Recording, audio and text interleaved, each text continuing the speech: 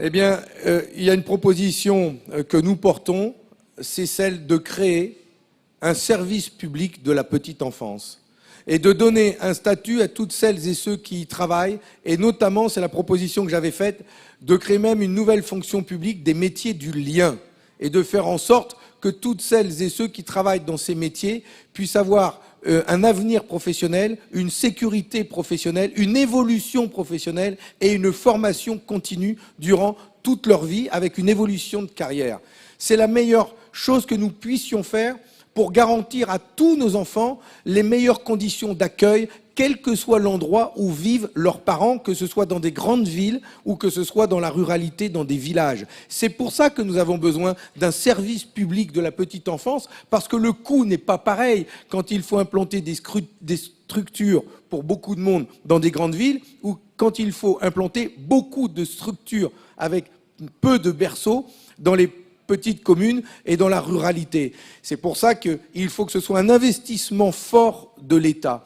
Et je reviens sur ce que je disais sur les services publics tout à l'heure. Vous voyez, c'est pas seulement la condition de dire qu'il faut, il y a besoin d'embaucher 500 000 agents en pré-recrutement ou créer un service public pour la petite enfance. Et d'ailleurs, il en faut un aussi pour le grand âge, pour la dépendance. Mais ce qui manque dans notre pays, ce qui manque le plus, c'est un projet cohérent et une ambition collective. C'est-à-dire de parler à tous les Français, à tous nos concitoyens, et de leur dire dans quel projet chacun peut s'investir pour reconstruire la France et la réparer. Le constat que nous faisons, c'est que la France va mal. Elle souffre. Nous sommes tous en souffrance, que nous soyons retraités, salariés ou étudiants. Tous, j'exagère, il y en a pour qui ça va bien, mais il y en a pour qui ça ne va pas bien du tout.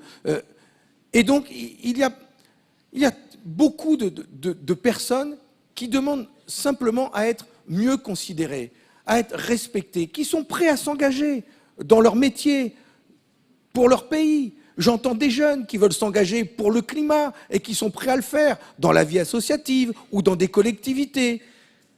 Eh bien, ce qui nous manque, c'est cette belle ambition collective pour la France et pour la République, d'avoir un grand mouvement où on dit tous ensemble, voilà, les problèmes sont là, on les a identifiés, diagnostiqués, il y a eu toutes les études de fait. Eh bien maintenant, on va remonter les manches et on va tous s'y mettre. Chacun va trouver sa place, chacun sera respecté, chacun aura de bonnes conditions de travail. Et il ne s'agira pas de travailler plus pour gagner plus, il s'agira de travailler mieux et de vivre mieux. C'est ce que nous voulons faire, c'est porter une ambition pour la France, partagée par tous, et que chacun puisse se projeter dans cette ambition pour la nation, pour la République, en trouvant chacun et chacune sa place. Et les services publics sont un élément fondateur de cette reconstruction de la République, et c'est pour ça que nous devons porter ce projet de nouveau service public dans le cadre d'un service public plus large qui respecte toute la vie, de la naissance à la mort.